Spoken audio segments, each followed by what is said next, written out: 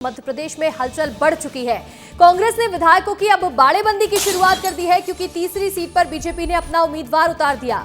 दूसरे राज्य शिफ्ट किए जा सकते हैं ये कांग्रेस के विधायक। अब बीजेपी से तीसरे उम्मीदवार के ऐलान होने के बाद से हलचल तेज हो गई है। अब कांग्रेस को कहीं ना कहीं क्रॉस वोटिंग से डर लग रहा है, जिसके चलते बाड़ेबंदी की शुरुआत कर दी गई है। बीजेपी ने तीसरे उम्मीदवार का ऐलान किया है। मध्य प्रदेश में मीनाक्षी नटराजन के सामने महेश केवट को उतार दिया है। अब बीजेपी को जीत के लिए 8 कांग्रेस के वोट चाहिए। ऐसे में जो कांग्रेस की कमजोर कड़ियां हैं उन्हें तोड़ा जा सकता है, जिससे कांग्रेस में डर है। 5 क्रॉस वोट अगर हुए तो कांग्रेस अपनी एक सीट भी लूज कर सकती है, एक सीट भी हार सकती है। 3 सीट है, 3 में से 2 सीट पहले ही बीजेपी जीत सकती है। लगभग तैयारियां हैं, लेकिन तीसरी सीट जिस पर अब तक अटकलें चल रही थी, उस पर भी अब उम्मीदवार उतार दिया है बीजेपी ने, महेश केवट को।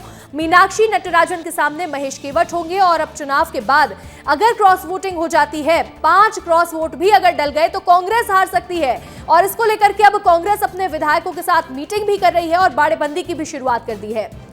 हमारी सहयोगी रंजना दुबे जुड़ रही हैं भोपाल से। रंजना, मध्य प्रदेश कांग्रेस में कितनी हलचल है, क्योंकि तीसरा उम्मीदवार बीजेपी ने उतार दिया है। अब कांग्रेस आगे क्या रणनीति अपनाएगी?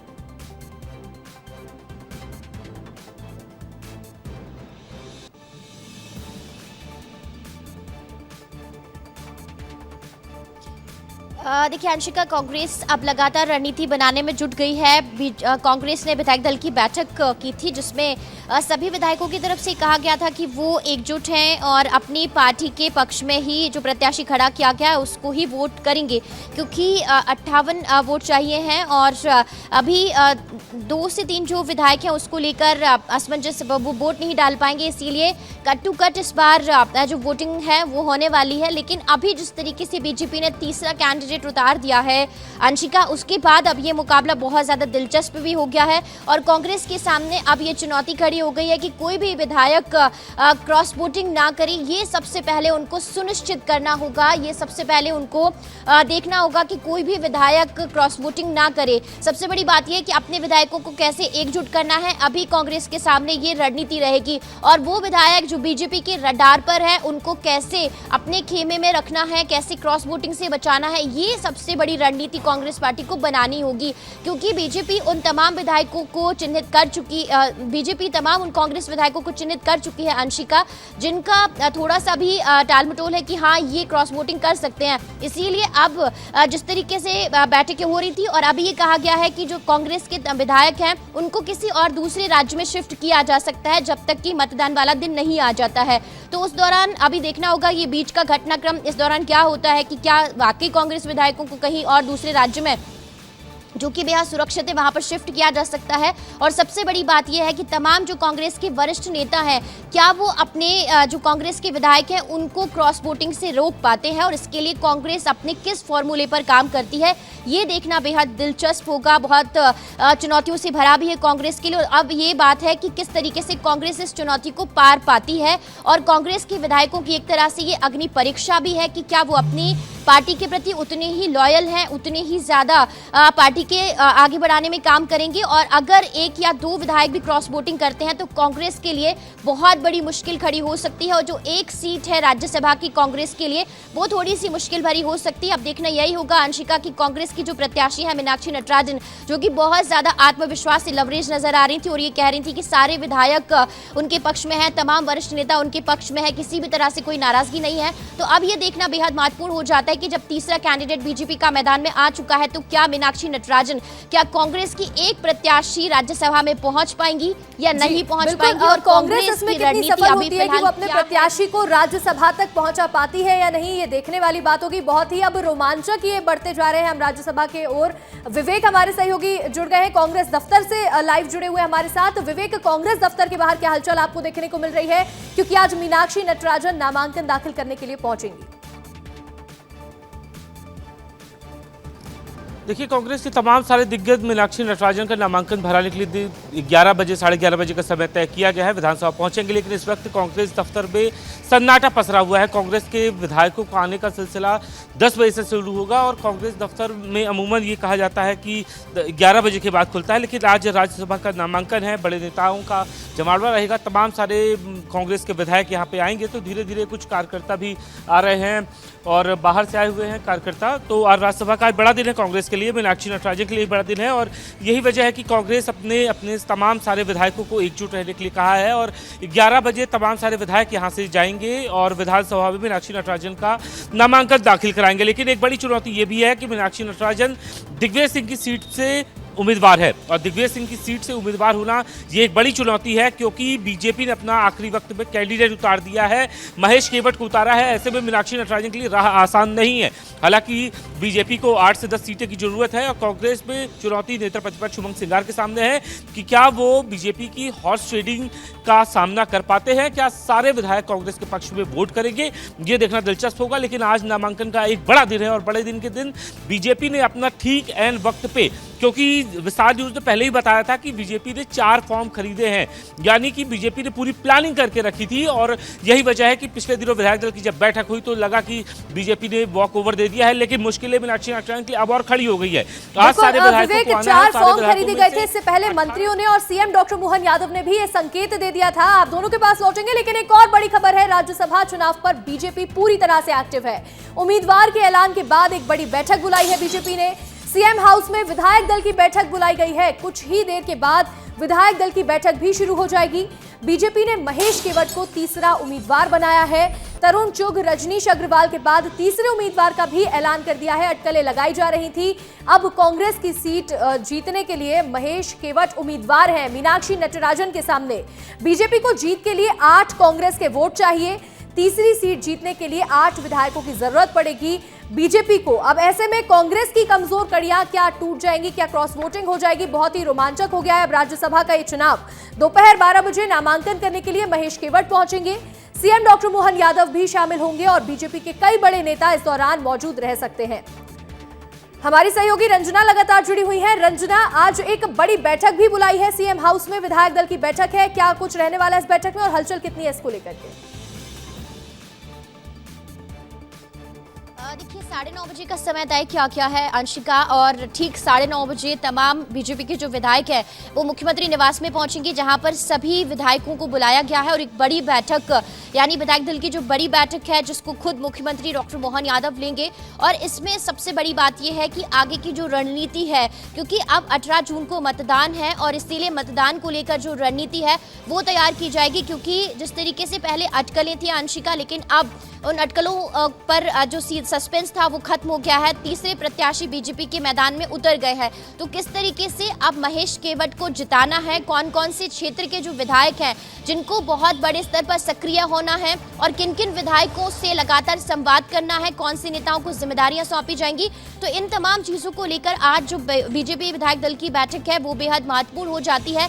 और इसके बाद तमाम जो विधायक हैं वो सभी सक्रिय रहेंगे। कब और कैसे क्या कुछ करना है, ये सारी चीजें आज तय हो जाएंगी और इसीलिए आज की ये जो बैठक है बेहद महत्वपूर्ण भी हो जाती है। लेकिन अंशिका, भारतीय जनता पार्टी की सबसे अच्छी बात यही है कि वो हर चीज बेहद प्लानिंग के साथ करती है और हाँ, जब एक कोई प्लान ए होता है उनके साथ प्लान बी भी होता है कि अगर ये चीज़ें यहीं पर खत्म हो जाती हैं तो कैसे प्लान बी को सफल करना है। तो अभी जिस तरीके से उनको जितने विधायकों की ज़रूरत है, क्योंकि 48 उनके पास है, 7 से 8 उनको चाहिए हैं, और निर्मला सप्रे जो कि अभी फिलहाल संशय में है ना, वो कभी कहती कांग्रेस में, कभी कहती बीजेपी में, लेकिन वो मतदान करेंगी तो बीजेपी के पक्ष में ही करेंगी। तो ये सारी चीज़ें ऐसी हैं जिस पर पूरा गणित भारतीय जनता पार्टी की तरफ से तैयार कर लिया गया है और अब इसी गणित को लेकर आज की जो बैठक है वो होगी। और तीसरे जो प्रत्याशी है महेश केवट, उनको किस तरीके से राज्यसभा तक पहुंचाना है या फिर कांग्रेस का जो गणित है वो किस तरीके से बिगाड़ना है या किस तरीके से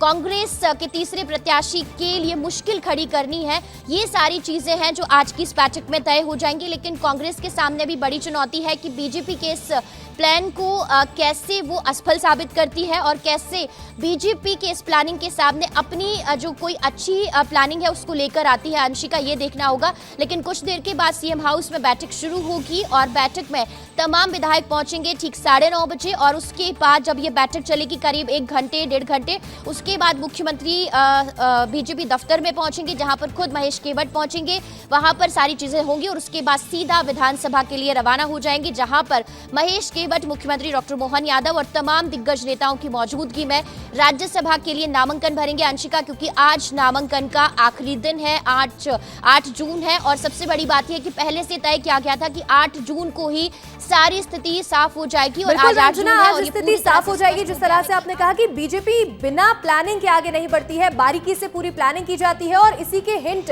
पहले भी दिए गए थे जब मंत्री ने ये कहा था, जब सीएम ने ये कहा था कि तीसरा उम्मीदवार उतारा जा सकता है। किस तरह से वो संकेत दिए गए थे आपको सुनवाते हैं।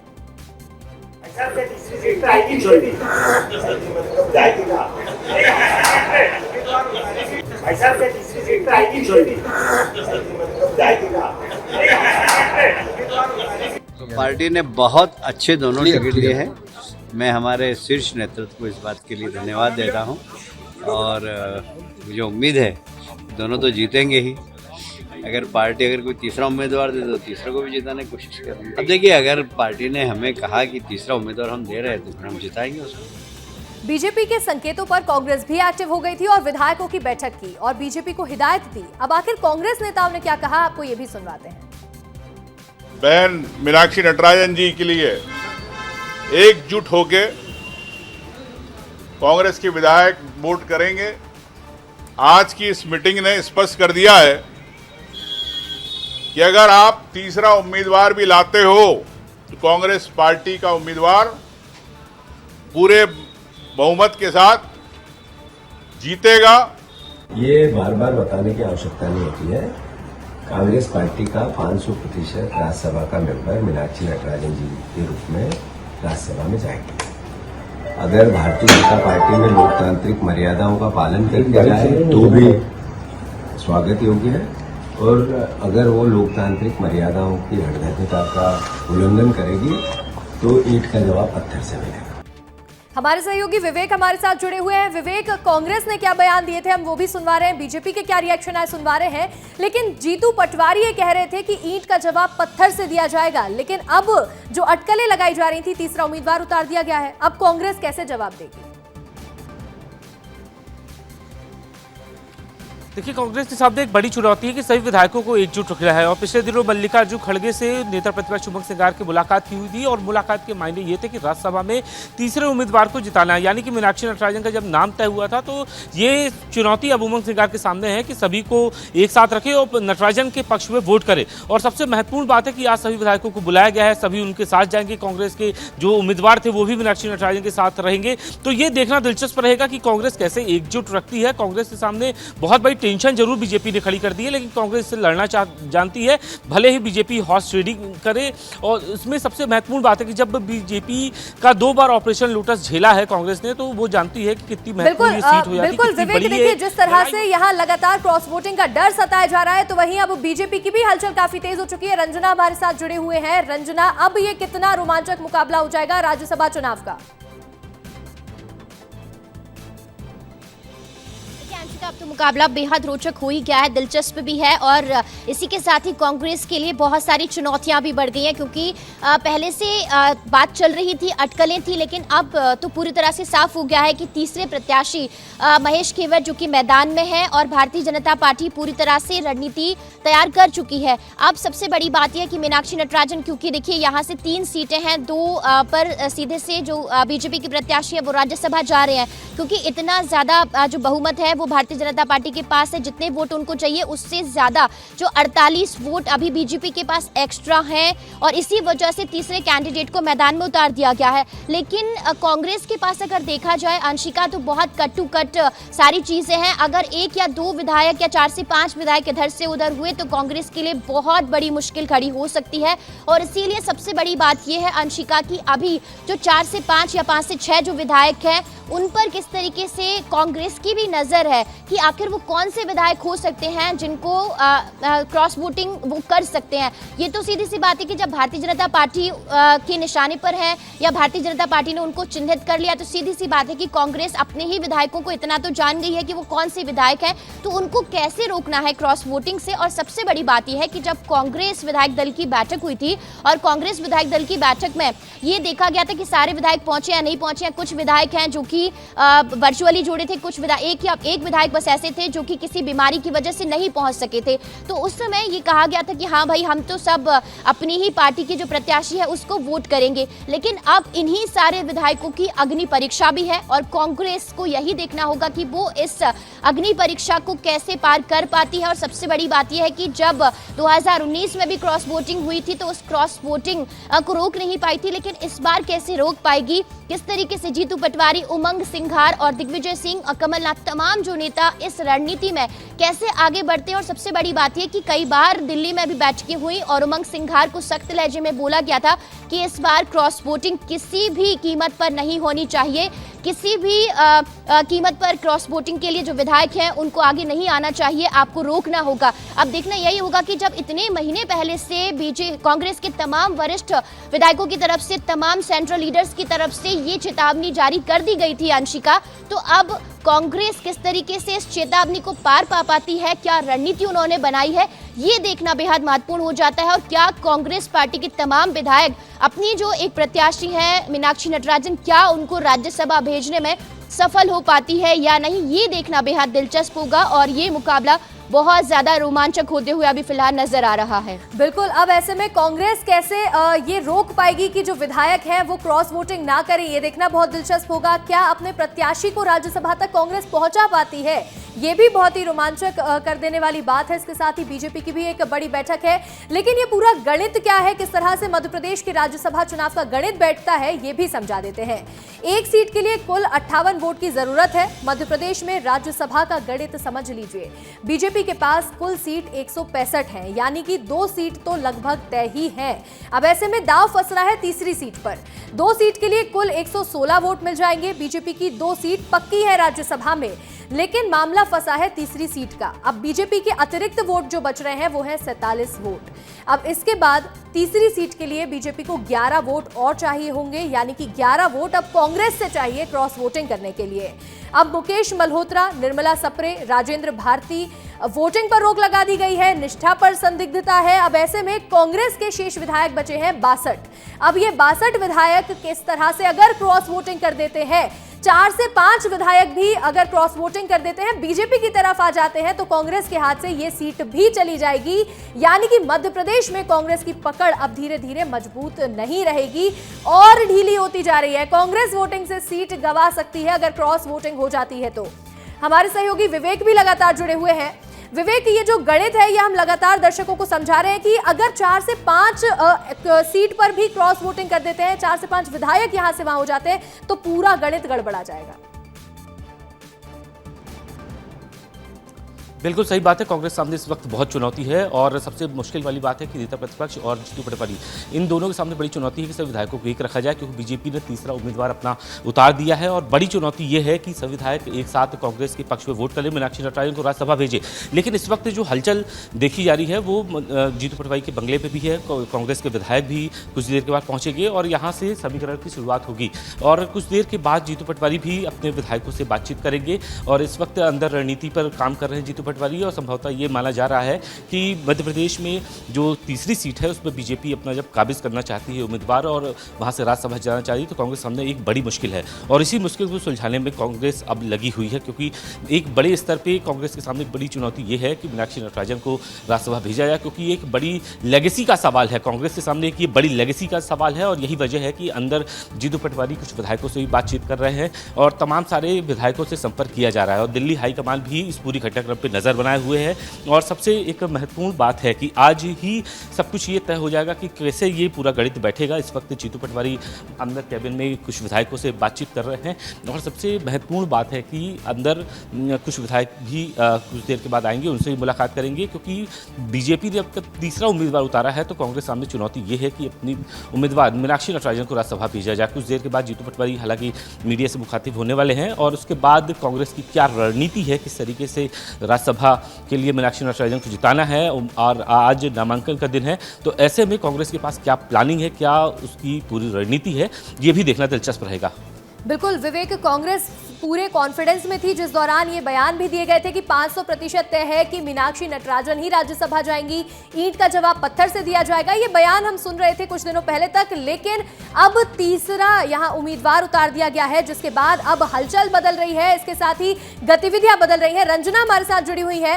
रंजना, जो बीजेपी के कार्यकर्ता है उनमें खुशी का माहौल कितना बना हुआ है, क्योंकि बीजेपी ने एक बहुत बड़ा मैसेज दिया है। रजनीश अग्रवाल का नाम सामने आया और उसके बाद महेश केवट का। ये कितना बड़ा मैसेज है कि कार्यकर्ताओं को बड़ा मौका बीजेपी दे रही है। देखिए, भारतीय जनता पार्टी की यही सबसे बड़ी ताकत भी है और यही सबसे बड़ी बात भी है कि वो हर बार कुछ ऐसे चौंकाने वाले नाम लेकर आती है जिसके बारे में शायद किसी ने सोचा भी नहीं होगा। रजनीश अग्रवाल जो कि लगातार बूथ को मजबूत करने के लिए काम करते रहे हैं, संगठन में काम करते रहे हैं और जो चुनाव विधानसभा चुनावों में, लोकसभा चुनावों में मीडिया प्रवक्ता के तौर पर अपनी जो बात है, बीजेपी की जो बात है वो लगातार सामने रखते रहे हैं। ऐसे में उनकी सालों की जो मेहनत है, उस मेहनत का फल, उनको जो सम्मान दिया क्या है राज्यसभा भेजकर, ये सारी चीजें भारतीय जनता पार्टी में ही हो सकती हैं अंशिका। और अब महेश केवट जो कि लगातार काम कर रहे थे, पहले मछुआ कल्याण बोर्ड के उनके अध्यक्ष बनाए गए और अब उसके बाद राज्यसभा के लिए उनको भेजा जा रहा है, अति पिछड़ा वर्ग से आते हैं। तो ऐसे में समाज के बीच में भी एक अलग तरह का संदेश जाता है कि भारतीय जनता पार्टी में अगर आप काम कर रहे हैं और आप संगठन के लिए लगातार सक्रिय हैं, मजबूत करने के लिए लगातार सक्रिय हैं, तो भारतीय जनता पार्टी आपके काम को देख रही है। और यही बात बीजेपी प्रदेश अध्यक्ष हेमंत खंडेलवाल की तरफ से भी कही गई थी अंशिका कि आप सिर्फ काम करते रहिए, आपको आपके काम को देखने वाले यहाँ पर तमाम वरिष्ठ नेता हैं, पूरा संगठन है जो आपको वॉच कर रहा है, आपको देख रहा है कि आप किस तरीके से काम कर रहे हैं और आप किस तरीके से अपना समर्पण पार्टी के लिए दे रहे हैं। तो इस समर्पण का जो फल है वो जरूर मिला है। लेकिन जब तरुण चुग से बात की थी तो उन्होंने यही कहा था कि भारतीय जनता पार्टी में हमें मेहनत का कोई फल नहीं, फल तो मिल ही रहा है लेकिन हम फल के लिए काम नहीं कर रहे हैं, बल्कि हम पार्टी के लिए काम कर रहे हैं और पार्टी हमारी माँ है और हम सिर्फ अपनी माँ की सेवा के लिए काम कर रहे हैं। तो यही एक फर्क है कि जो यहाँ पर एक बड़े से बड़ा पद पर बैठा हुआ भी जो नेता है वो अपने आप को सिर्फ बीजेपी का एक छोटा मोटा सा कार्यकर्ता मानता है और यही कहता है कि हम तो सिर्फ कार्यकर्ता के तौर पर काम कर रहे हैं। और यही वजह है कि आप देखिए कि जब भारतीय जनता पार्टी में कोई भी फैसला आता है तो कहीं कोई अनबन, कहीं कोई अंतरकलह, कहीं कोई गुटबाजी जैसी खबरें सामने आती ही नहीं है। हर कोई उस फैसले पर सहमत होता है, खुशी जाहिर करता है और एक साथ एकजुटता के साथ उस फैसले में शामिल होते हैं। और यही वजह है कि पार्टी इतनी ज्यादा मजबूत है और जिस तरीके से फैसले लिए जाते हैं उन फैसलों को बहुत बड़ी सफलता के साथ आगे बढ़ाया जाता है। लेकिन यही बात कांग्रेस पार्टी में थोड़ी सी मुश्किल लेकर जरूर आ जाती है अंशिका, क्योंकि कांग्रेस में अगर कोई फैसला लिया जाता है तो तुरंत ही वहां पर विरोध का दौर शुरू हो जाता है, अंतरकलह सामने आ जाती है और शायद यही रंजना, जिस तरह से अब बीजेपी के लिए ये बहुत ही महत्वपूर्ण रहेगा क्योंकि अब गणित जो है वो बीजेपी की तरफ जा सकता है, जाता हुआ नजर आ रहा है। विवेक हमारे साथ जुड़े। विवेक, कितनी हलचल नजर आ रही है फिलहाल? देखिए, कुछ देर के बाद ही जीतू पटवारी के आवास में कुछ विधायक मिलने के लिए पहुंचेंगे और सभी को ये कहा गया है कि 11 बजे करीब वो कांग्रेस दफ्तर पहुंचे और तमाम सारे विधायकों को ये कहा गया है कि वो पार्टी पक्ष में वोट करें और उम्मीदवार को जिताने की पूरी रणनीति है। इस वक्त जीतू पटवारी अंदर चर्चा कर रहे हैं तमाम सारे विधायकों से और कोशिश यही है कि सबसे बात कर ली जाए और कोई क्रॉस वोटिंग का अगर कहीं पर डर है तो उसको दूर किया जाए, क्योंकि कांग्रेस के सामने एक बड़ी चुनौती है कि नटराजन को राज्यसभा भेजना है और राज्यसभा भेजने के लिए जब बीजेपी ने तीसरा उम्मीदवार उतार दिया है तो कैसे पार्टी पक्ष में वोट कराया जाए, कैसे उम्मीदवार को जिताया जाए, ये जीतू पटवारी अब प्लानिंग में जुटे हुए हैं। हालांकि कल कहा था कि लोकतांत्रिक मर्यादाएं अगर तार होंगी तो ईंट का जवाब पत्थर से दिया जाएगा, ये कल उनके शब्द थे। अब जब तीसरा उम्मीदवार उतार दिया गया है तो इस वक्त कांग्रेस के प्रदेश अध्यक्ष जीतू पटवारी तमाम सारे विधायकों से बातचीत कर रहे हैं और आज ये कोशिश रहेगी कि तमाम सारे विधायकों का शक्ति प्रदर्शन कांग्रेस दिखाए, क्योंकि मात्र महज 8 सीट ही बाकी है।